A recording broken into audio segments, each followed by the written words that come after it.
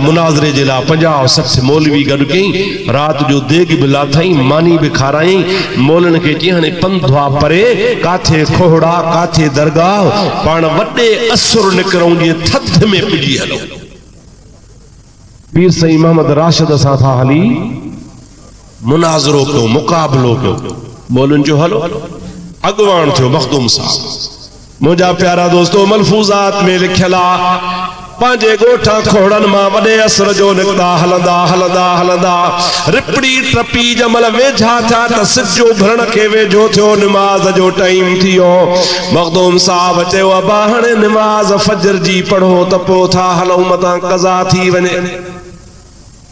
सभई घोड़नि तो लथा, जिन खे वुज़ू हुयो तन खे हुयो, ॿियनि वुज़ू कयो।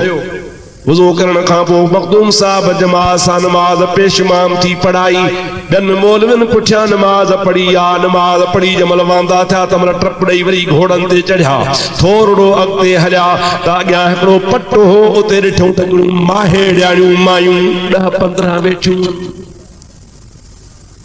माहेड़ियूं सम्झो था कोन था सम्झो, तूं सम्झी तो ही कोन था सम्झो।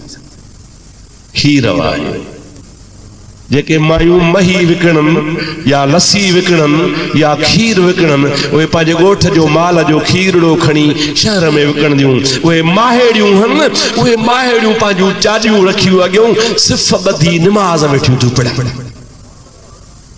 मखदूम साहब घोड़ा झले बीठो, 50-60 मौलवी भी बीठा।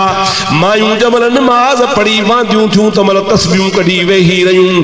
मखदूम साहब चयो मायूं तव्हां वेहो छो थियूं, तव्हां पंहिंजे कमकार सां वञो, केरु आहियो? मायुनि चयो साईं असां माहेड़ियूं आहियूं। वेठियूं छो आयो? चईसीं असांजो मुर्शिद ॾस ॾींदो आहे त फजर जी नमाज़ पढ़ी उहा जाइ न छॾिजो, इशराक पढ़ी पोइ वञिजो।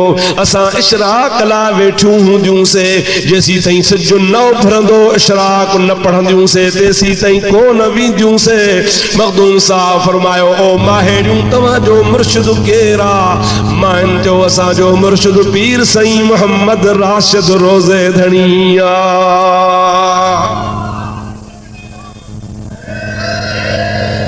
दोस्तों अज़ीज़ो, मलफूज़ात में लिखियल आहे जमल माइन चयो त असां माहेड़ियूं रोज़े धणी जूं मुरीदाणियूं आहियूं। नमाज़ पढ़ी इशराक पढ़ी पोइ वेंदियूंसीं।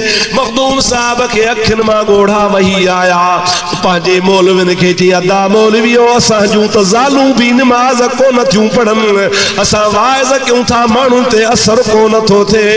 हे रोज़े धणी जो फैज़ ॾिसो जो माहेड़ियूं हन, उहे 5 वक़्त नमाज़ त पढ़नि थियूं पर इशराक कज़ा कोन थियूं कनि। यार अहिड़े जवान सां मुनाज़रो कहिड़ो कयूं? मोटो त मोटी हलूं, रोज़े धणी सां मुनाज़रो आहे ई कोन को।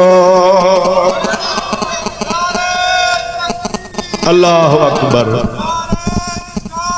या रसूल अल्लाह, हक़ चार यार, या अली अल्लाह। हाय